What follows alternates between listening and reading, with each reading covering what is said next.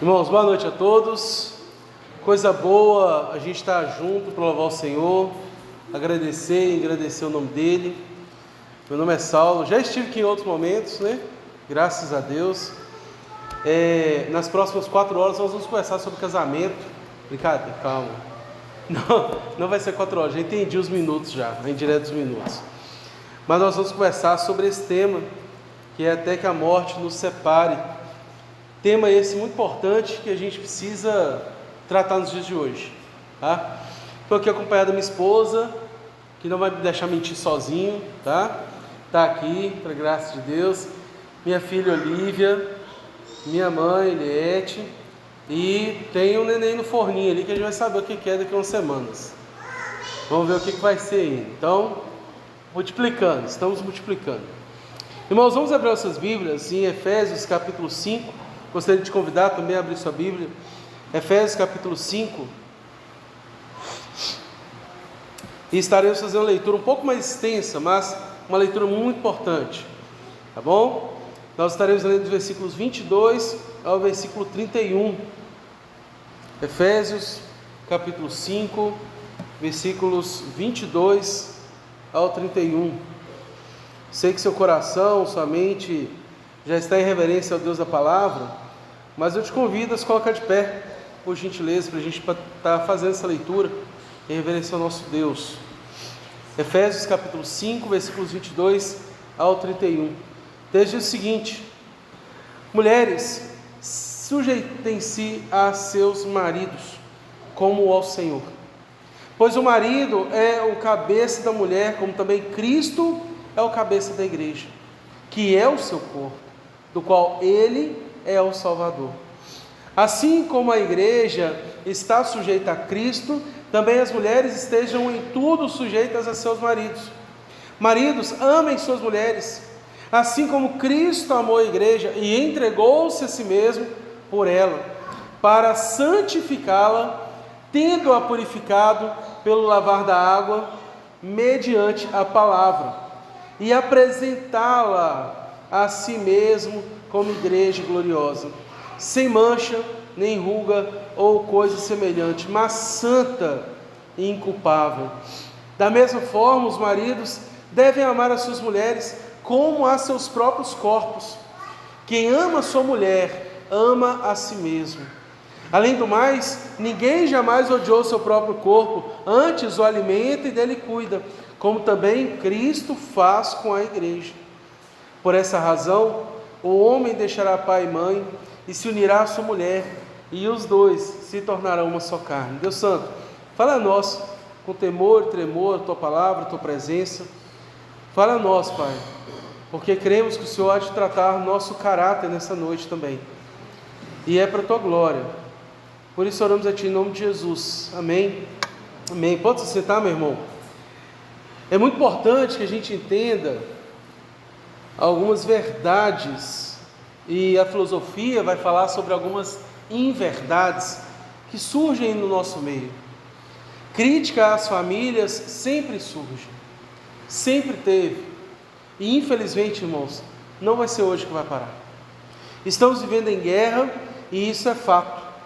John Piper mesmo nos chama a fazer guerra quando nós vamos então gladiar contra Satanás na nossa mente, doutrinando a nossa mente, disciplinando-a para que nela seja formada, como Paulo ensina aos Coríntios, a mente de Cristo, para que em nós, a nossa mente seja totalmente substituída, transformada e assim redimida, para que seja tão somente a mente de Cristo. Por isso a importância de nós lutarmos em favor da família. E nós temos visto uma grande onda, não é de hoje, mas uma grande onda que fala sobre os votos do casamento. E quem já casou, quem aspira a casar, deseja casar, sabe muito bem que hoje em dia já mudou-se muito. O pessoal gosta de fazer aqueles votos mais trabalhados, mais elaborados, mas é importante nós lembrarmos um ponto muito crucial nessa decisão. E falo com muita tranquilidade, que eu mesmo, quando casei, a gente fez os votos bem na nossa cara mesmo. Mas em tudo, nós não podemos deixar e nem abrir mão de que Cristo seja o centro desses votos. Quando Cristo se torna o centro desses votos, Ele é o primeiro a ser convidado para este casamento. Por isso, quando pensamos até que a morte nos separe, precisamos entender que existe então uma verdade e uma validade a respeito da ação de Cristo. Quando assumimos que nós estaremos unidos até que a morte então venha nos separar desse laço, então afirmamos que nós vamos viver todas as tempestades, todas as alegrias, todas as tristezas, todas as lutas, todas as vitórias, independente da circunstância, porque é Cristo que basta. Paulo está a ensinar à igreja de Efésios justamente uma passagem que fiz questão de lê-la no dia que nós combinamos então assim de casar. É importante porque Paulo está a ensinar sobre o que é o papel do marido e da mulher dentro do lar cristão. É importante isso e infelizmente, principalmente nossas mídias nada tradicionais, nada orientadas biblicamente, mídias essas deturpadas mesmo, elas usam até mesmo esse texto para de certa forma explicar e justificar muita violência doméstica dentro de lar cristãos, ou de lares que se denominam cristãos. Usam dessa falácia sem compreender o contexto geral. Tiram o texto do seu contexto e o usam para o seu pretexto. É importante entender que aqui a mulher e o homem, eles têm papéis fundamentais que se completam. A mulher, ela vai ser submissa ao marido, vai participar da missão do marido de edificar um lar, vai participar da missão do marido de então servir e crescer, mas essa mulher não vai ser submissa de escravo. O que Paulo está a ensinar é que essa mulher vai ser submissa ao seu marido, como ela é ao Senhor, porque esse marido vai apresentar para essa mulher que antes mesmo dela e antes dele, Cristo está sobre ele. Por isso essa mulher que Paulo ensina e precisa ser ensinado em nossas igrejas, essa mulher ela vai ser submissa não porque está debaixo da orientação ou participando da missão do marido, mas é porque ela vai ver Cristo no marido. Ela vai ter a mesma orientação como Paulo ensina, de então participar daquilo que então o marido está orientando, porque assim como a igreja participa daquilo que Cristo então orienta, porque a mulher está vendo no marido que ele ama a Deus acima dele mesmo e acima dela. Isso é marcante, isso é importante a nós, isso é decisivo a nós. Quando compreendemos que a mulher e o marido eles vão participar dessa missão, entendemos melhor de que de fato Cristo Jesus ele permanece no mesmo lugar que ele sempre teve que estar, que é o centro. Casamentos que são regados, cercados a objetos, a desejos, a prazeres, isso não sustenta o casamento. Bens materiais vêm e vão, tudo isso é banal, mas o que sustenta um lar é a escolha principal de colocar Cristo como centro, e então as mulheres, os homens vão compreender seus papéis. Por isso sim, então, nós podemos afirmar com tranquilidade, o casal que vai e afirma ir até que a morte o separe, entende que Cristo é o centro.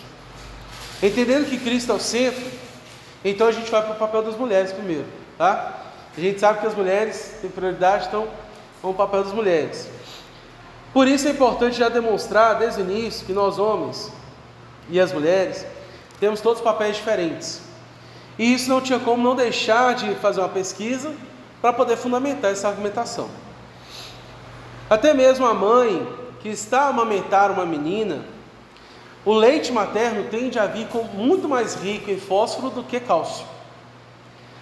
Uma vez que a mãe que está amamentando um menino vem com muito mais cálcio do que fósforo.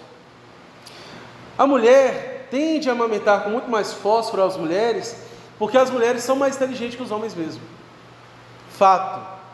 É fato. Fato. Cabeças balançam, risos acontecem, é fato. E isso, infelizmente, a mídia às vezes vão falar que os homens são mais inteligentes, mas isso é falácia, irmãos. Não é assim. Nós homens temos força bruta. E isso nós temos.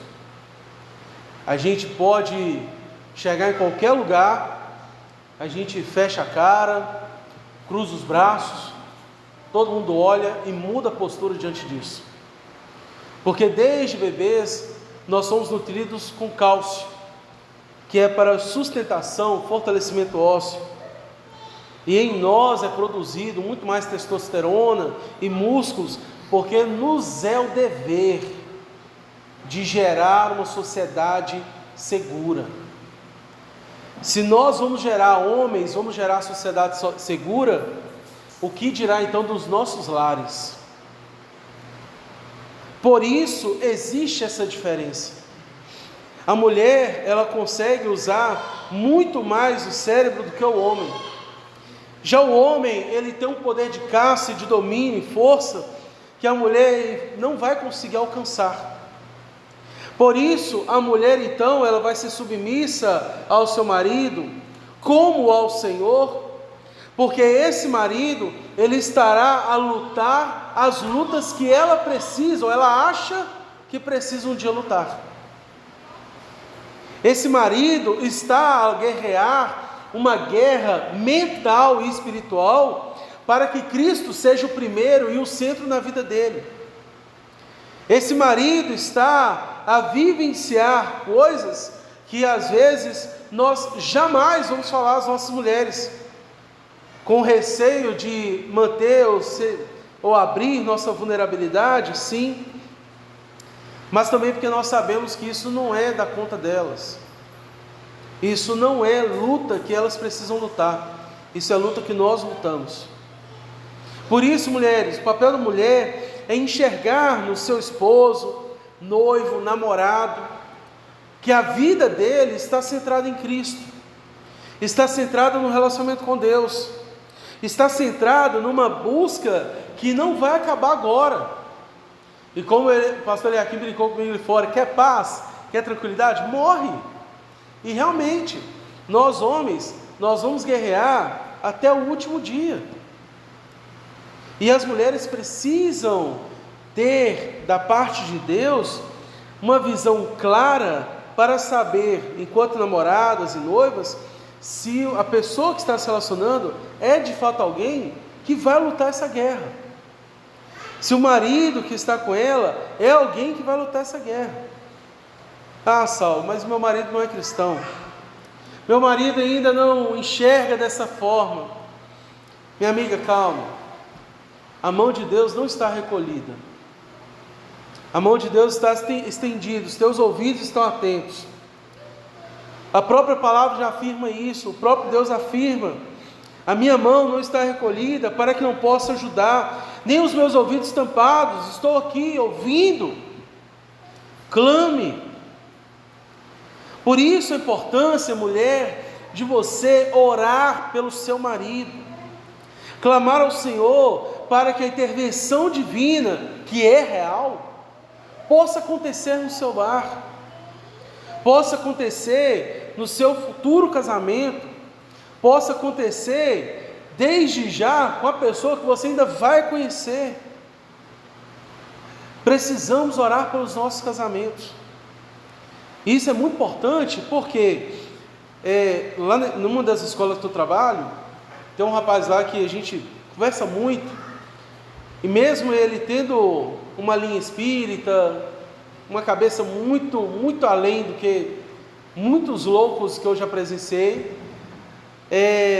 ele me respeita muito, a gente conversa muito sobre isso, sobre casamento, relacionamentos. E numa das nossas conversas, há um tempo atrás, ele virou e falou assim: olha, eu não sou cristão não, eu não acredito nisso, mas rapaz, tem hora que eu gosto de conversar com você, porque eu sei que você fala umas coisas que não é de você, não vem do você. Aí eu falei com ele assim: rapaz, eu fico lisonjeado por isso, mas eu vou te falar, quem fala através de mim assim, pode falar através de você também, você sabe o que precisa fazer. E ele ficou assim: vão ver. Ele nunca tratou com esse respeito ninguém da escola. Até hoje ele é um professor lá que a gente olha e fala assim: como que ele não foi demitido até hoje? Um cara que fala tudo que vem na cabeça sem filtro algum, mas que pela graça de Deus tem visto algumas mudanças através da forma como que eu trato ele. Nós, enquanto casados, isso é algo que tem que partir de nós.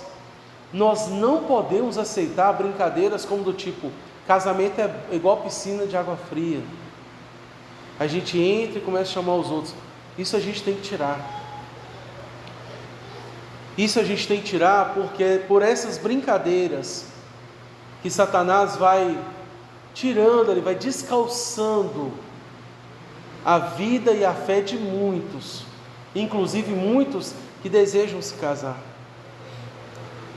A gente precisa despir-nos de que nós somos eternos e de que esse mundo é o nosso lar. Nós precisamos nos vestir de uma fé real em Cristo, para que nós possamos entender que nós estamos aqui de passagem, e por estarmos de passagem, nós seremos cobrados por tudo que fazemos no secreto, tudo que não fazemos, nós seremos cobrados, e no grande dia, no juízo final, e não só lá, mas até lá, Hebreus afirma que há ao nosso redor uma grande nuvem de testemunhas. E o que é que essas testemunhas veem? O que é que essas testemunhas veem dos nossos casamentos? Isso é muito importante, irmãos, e nós precisamos levar nosso casamento a sério. Homens, e isso parte de nós agora, nós precisamos ser homens, deixar as coisas de menino. A Bíblia afirma que nós temos dois papéis muito importantes nesse texto.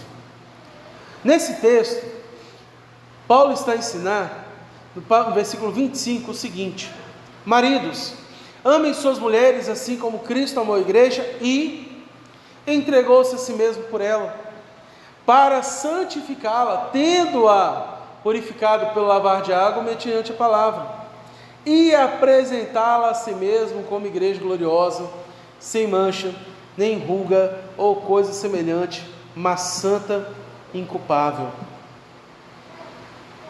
Nós precisamos aprender que a nossa mulher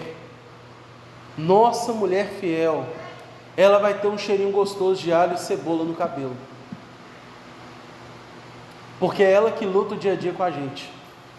Ela vai ter aquele cheirinho gostoso de suor, que às vezes ela também trabalha fora. Ela vai ter aquela olheirinha que a gente vai precisar comprar maquiagem para ela, porque ela quer se valorizar, e a gente precisa valorizar, porque ela dá conta do trabalho de fora e ainda sente uma pressão social para dar conta do serviço do lar, que nunca acaba. Se nós olhamos para as nossas mulheres e nós começamos a perder o tesão por elas, a culpa é nossa. Nós estamos sendo moleques. Nós precisamos nos entregar por elas. Nós precisamos priorizar nosso salário depois de consagrá-la ao Senhor, entregar a elas, valorizar elas. Jesus está a santificar a igreja para apresentá-la a si mesmo. Por que que nós não vamos investir nas nossas mulheres para que elas se apresentem a nós? Precisamos investir nas nossas mulheres. Precisamos literalmente investir para que elas vejam que nós amamos a elas logo abaixo de Deus. Porque é isso que a Bíblia está a nos ensinar. Nós vamos nos entregar, nós vamos morrer se necessário, porque nós somos homens. Por isso, primeiro, precisamos dar prioridade à nossa mulher. Precisamos que ela veja que ela é prioridade, ela se sinta como prioridade. E como que a gente faz isso? Aí nós vamos precisar de uma leitura que vale a pena, irmãos. As 4 linguagens do amor, as 5 linguagens do amor. Eu vou ter que revisar. 5 linguagens do amor. Nas 5 linguagens do amor, esse livro que vale a pena ser lido sempre. Tem estudos que já trazem ele resumido. Nós vamos precisar aprender qual que é a linguagem da nossa mulher. Vamos ter que aprender se ela é daquela linguagem que gosta de receber presentes, aqueles mimos. Talvez ela não se sente amada quando a gente dá presente, mas ela pode se sentir muito amada quando a gente já dá uma geral na casa por elas. Talvez ela não se sinta amada assim, mas talvez ela se sinta amada com palavras de ânimo, palavras de força, de entusiasmo, de que vai dar certo, daquele ânimo, daquele gás, palavras que vão fazer com que ela se sinta valorizada, palavras de amor. Ou talvez a sua esposa, ela vai entender que você a ama quando você abre mão do seu celular para ouvir ela, para ter um tempo com ela. Ou talvez ela goste de um toque, que você abrace ela, sinta o corpo dela, abrace ela, toque nela. Irmãos, nós precisamos ardentemente. Por que isso? Porque as outras mulheres que não se importam com o seu casamento, homem, elas nunca vão chegar perto de nós cheirando a alho e cebola. E eu comentei isso com a Sandra outro dia, que uma dessas mulheres que não se importam com o nosso casamento entrou na padaria de tarde, 3 horas da tarde, sol rachando, 40 graus, igual um amigo nosso brincou, mais 2 raios de sol, nossa, a tarde ia ficar perfeita. Chegou na padaria, numa roupa que talvez se tivesse 1 metro de pano, quadrado era muito. E num perfume que atingiu toda a padaria. E rapidamente, ao eu olhar para o balcão, enquanto ela entrava, vi que rapidamente 2 homens que estavam lá, já olhou rapidamente para ela. Homens, nós precisamos doutrinar nossa mente, a nossa visão, para que nós possamos nos manter fiéis às nossas mulheres, principalmente quando elas não estão ao nosso redor. O livro de Jó fala com nós, nos ensina que ele fez um compromisso com Deus, firmado com os seus olhos. Fiz um compromisso com o Senhor aos meus olhos, para jamais pecar contra o Senhor. Precisamos firmar esse compromisso conosco. Precisamos firmar esse compromisso com o nosso Deus, de que os nossos olhos, sendo a janela das nossas almas, elas nunca serão abertas para aquilo que pode desfazer o nosso casamento. Precisamos trancá-las, acorrentá-las, pregar madeira se necessário, mas jamais abrir essas janelas da nossa alma para aquilo que é inútil e que destrói o nosso casamento. Por isso, segunda parte que nos é dado de orientação, da mesma forma, os maridos vão amar as mulheres e assim também nós precisamos amar nossas mulheres como amamos o nosso próprio corpo.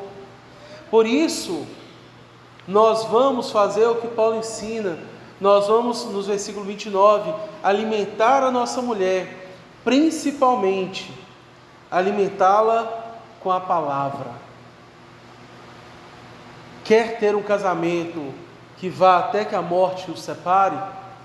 Se alimente sua esposa com a palavra. Por quê?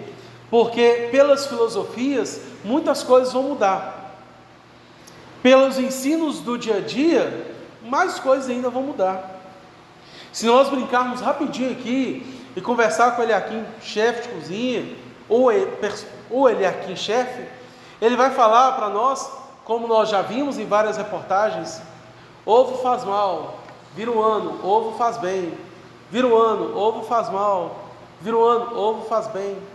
Óleo de cozinha, um vilão; óleo de porco, a salvação; óleo de cozinha, a salvação; óleo de porco, o vilão. Esses conhecimentos que nós temos, essas várias verdades, elas vão surgir, vão mudar o tempo todo.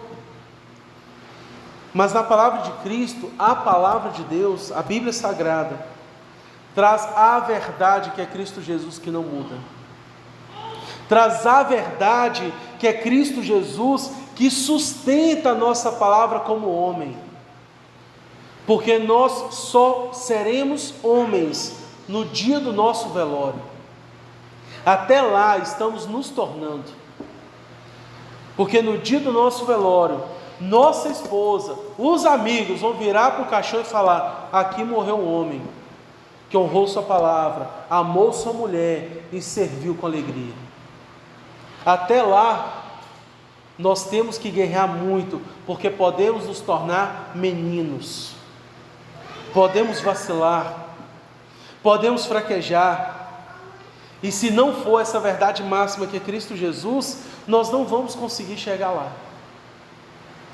Por isso, irmãos, de verdade, é necessário que nós entendamos essa noite, que Cristo Jesus, Ele precisa ser o primeiro, precisa ser o centro, precisa ser a base, precisa ser a estrutura. Cristo Jesus precisa ser o centro do meu e do seu lar. Cristo Jesus tem que ser o primeiro pensamento que vem a nós. Cristo Jesus tem que ser o ápice do nosso casamento. Caso contrário, diante das desavenças, nós não vamos firmar. Diante das tempestades, nós vamos falhar. Se Cristo Jesus não for o centro, nós vamos cair. Por isso, Jesus, estando a ensinar sobre as muitas parábolas do Evangelho de Mateus, ele lança essa última parábola sobre as duas casas, uma construída sobre a rocha e uma sobre a areia. E ele fala que a mesma tempestade, os mesmos ventos, tudo, a mesma infortúnia veio sobre as mesmas casas, mas a que estava sobre a rocha, ela permaneceu. Quer ter um casamento até a morte o separe?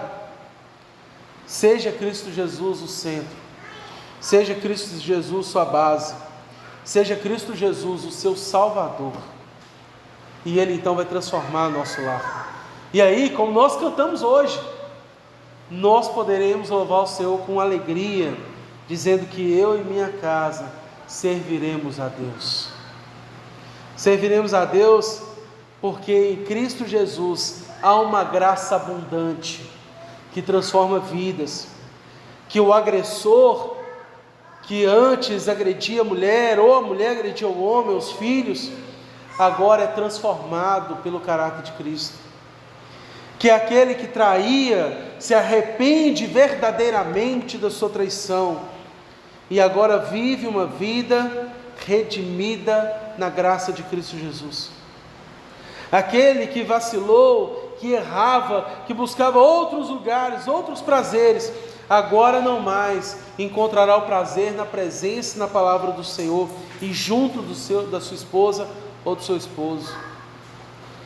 Quando Cristo Jesus se torna o nosso Salvador verdadeiro, não um amigo, não é amigo de Jesus, é sermos servos de Jesus. E como Paulo escreve aos Romanos, sermos escravos de Jesus.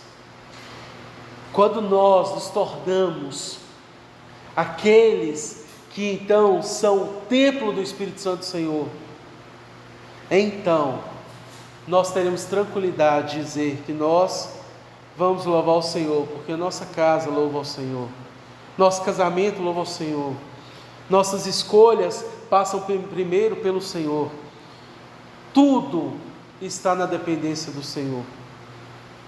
É fácil? Não é fácil, mas é extremamente prazeroso quando passa toda a tempestade, a gente vê aquele solzão iluminando as montanhas verdes de um pasto muito bem irrigado. É maravilhoso ver o quanto Jesus nos sustenta, mas para isso é necessário que o tenhamos como único Senhor e Salvador. Talvez você chegou aqui essa noite esperando algo maravilhoso, um pastor talvez que trouxesse um terno diferente, ou levantasse alguma coisa diferente,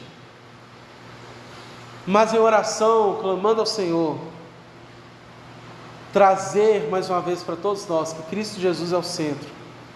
Nos dias de hoje, tem sido a mensagem mais importante que nós podemos levar para os nossos lares.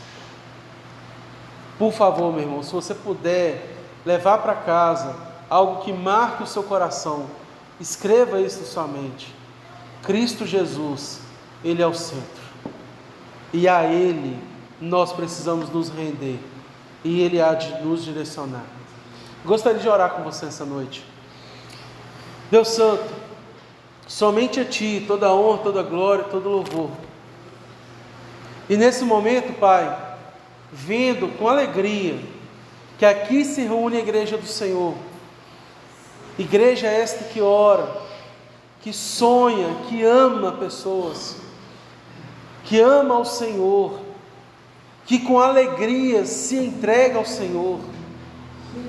Nós queremos nesse momento, Pai, clamar ao Senhor por cada vida aqui, clamar ao Senhor, Pai, porque na autoridade que o Senhor nos dá, de filhos do Senhor, o Senhor nos afirma que nós temos livre acesso ao Senhor, por Cristo Jesus, e por Cristo Jesus, nós clamamos a Ti com temor e tremor, que se há alguém que ainda precisa fazer um concerto com o Senhor, que essa noite seja essa noite de salvação. Se há famílias que precisam ser transformadas, que seja agora. E se há ainda aqueles que nós tanto amamos, que precisa de uma mudança de vida, que nós possamos nessa noite sair daqui entendendo que o que nós precisamos apresentar para águas claras é Cristo Jesus. O que nós precisamos apresentar para as famílias de águas claras é Cristo Jesus. Não é uma religião, não é uma placa, é Cristo Jesus. O Senhor nos chamou para sermos sal e luz neste mundo. Por isso, Pai, usa a Tua igreja para salgar, dar sabor a este lugar. E desde já, Pai, clamamos a Ti, para que amanhã, quando sairmos então em cada lar, colhendo assim os pedidos de oração, que cada lar possa se sentir amado pelo Senhor, que o Senhor possa nos dar força, fortalecer os joelhos cansados, as mãos cansadas, fortalecer, Pai, entendendo que nós estamos indo em cada lar, sabendo que estamos indo para um campo de batalha. Vamos marchar amanhã em direção de cada lar, com a palavra do Senhor, com o coração aberto e com os ouvidos atentos, para que na oportunidade que o Senhor der, possamos apresentar Cristo Jesus. Por isso clamamos a Ti, Pai, porque sabemos que Satanás já está trabalhando em cada família aqui ainda.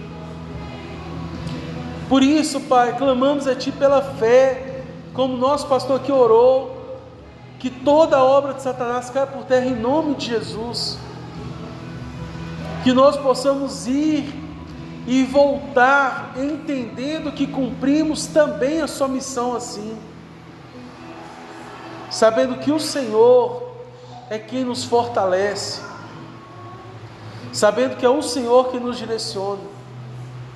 Por isso, Pai, ensina-nos, fortaleça-nos, para que também nos nossos lares sejamos os homens que o Senhor deseja que nós sejamos, sejamos as mulheres também que o Senhor assim deseja, que no nosso lar nós possamos cumprir o nosso papel como o Senhor nos orienta biblicamente, e que o nosso lar glorifique ao Senhor,